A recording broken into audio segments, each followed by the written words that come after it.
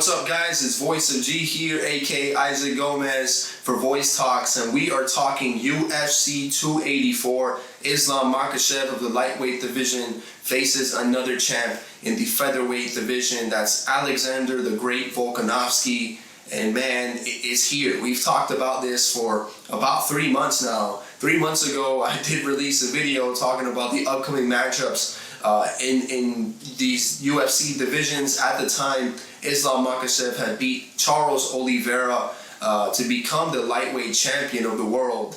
And now here we are, just days away from UFC 284. Islam Makhachev will try to look for that second belt in another division to become a double champ. And when you look at the amazing double champs that have been across the UFC, there's only a handful. And one reason it's such a difficult thing to do, especially when you're talking about cutting the weight. You have these guys, especially like Islam and Alexander Volkanovski, that have been doing this for a long time.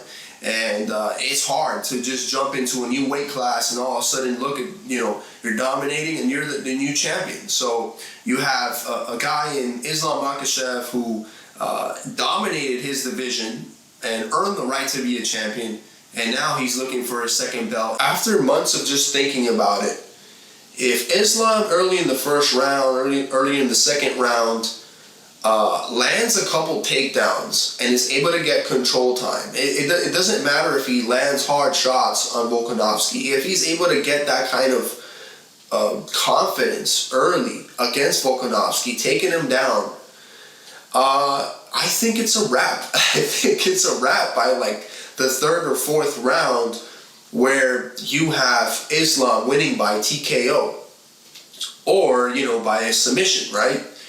Now, for Alexander Volkanovski, I think that he has to own the stand-up game. We've all seen the fight against was Volkanovski and Brian Ortega, and Volk was in such a perilous, such a vulnerable position, almost being submitted, but he was somehow able to squeeze out of it and get back to his feet. And I think that the danger for Islam is for him to not dominate early, give Volk a couple rounds here and there, and then Volk starts to get more confidence. So at the end of the day, though, I have to say, Islam is such a unique fighter, such a dominant fighter, that I think he will get those takedowns early, and I think he'll be putting that second belt around his waist by the third or fourth round by TKO victory.